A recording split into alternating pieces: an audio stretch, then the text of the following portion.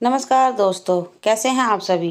दोस्तों, आज फिर मैं एक नई कहानी के साथ हूँ जिसका टाइटल है जाग उठा ब्रह्म राक्षस। दोस्तों, आपने राक्षसों की तो अनेक कहानियाँ सुनी होगी, लेकिन आज जो मैं कहानी लेकर आई हूँ ऐसी कहानी आपने कहीं नहीं सुनी होगी। तो दोस्तों, अगर आपको ये कहानी सुननी है तो मेरे चैनल को लाइक करें, शेयर करें और सब्सक्राइब करना ना भूलें। तो दोस्तों, कहानी शुरू करते हैं। दोस्तों, यह कहानी एक ब्रह्म राक्षस की है जिसे आप लोग जानते ही होंगे। उस राक्षस का नाम है ब्रह्म राक्षस। इस पर कई कहानियाँ बनाई जाती हैं और राक्षस के अनेक नाम होते हैं, जैसे कि पिशाच, राक्षस, डायन, चुड़ैल आदि बहुत से नाम होते हैं। तो दोस्तों, चलो मैं अपनी कहानी पर आती हूँ। हमारे गांव में एक ब्राह्मण रहते थे जिनका नाम दुर्जन सिंह है।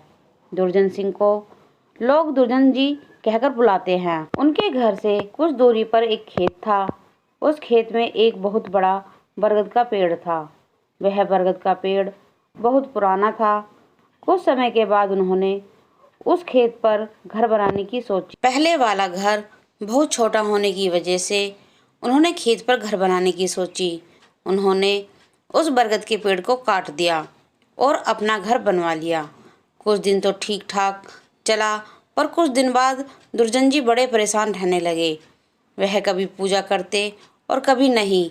तो उनकी बीवी ने उनके बदले स्वभाव को देखकर पूछा कि तुम आजकल पूजा नहीं करते हो और आजकल बदले से रहते हो, कभी बच्चों को डांटते रहते हो, तुम्हें हुआ क्या है। दुर्जन जी के चेहरे पर मुस्कान आई और वह कहने लगे, मेरे घर को तोड़कर अपना घर तो बना लिया है और इसे क्या पूजा करने के लिए कह रही हो। मैं ही तो भगवान हूँ, इसे पूजा करने की कोई ज़रूरत नहीं है। वो कभी दाँत भींचते, कभी बड़े प्यार से बोलते, कभी आंखें लाल तो कभी सही हो जाते। उनकी बीवी को शक हो गया कि जरूर किसी का साया है और वो बातें ऐसे नहीं करते हैं जैसे कि उनके अंदर से दो लोग बोल रहे हों। तब उनकी बीवी ने उनको बिठाकर हनुमान चालीसा पढ़ने लगी। वो सोच रही थी अगर कोई होगा तो भाग जाएगा, पर दुर्जन जी पर उसका कोई असर नहीं पड़ रहा था। वह एक टक लगाए देखे जा रहे थे। उनकी बीवी काफ़ी मंत्र और गायत्री मंत्र पढ़े। दुर्जन जी की आंखें लाल हुई और कहने लगे कि मैं किसी से नहीं डरने वाला नहीं हूँ और तू क्या समझ रही है, मैं इसे ऐसे नहीं छोड़ने वाला हूँ। तब तक उसका छोटा बच्चा आ गया। दुर्जन जी ने उसे जोर से पकड़कर अपनी तरफ खींच लिया और ऐसा लग रहा था कि उसके सिर को कच्चा ही चबा जाएंगे।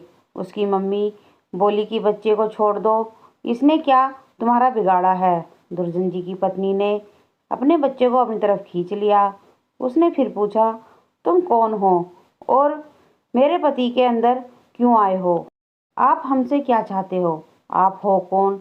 तब उसने कहा कि अगर अपना भला चाहती हो तो बरगद के पेड़ लगाओ, जितना भी हो सके पेड़ लगाओ, फिर मैं बताऊंगा कि मैं कौन हूँ और फिर मैं चला जाऊंगा। अब दुर्जन जी की बीवी ने 101 पेड़ बरगद के लगाए।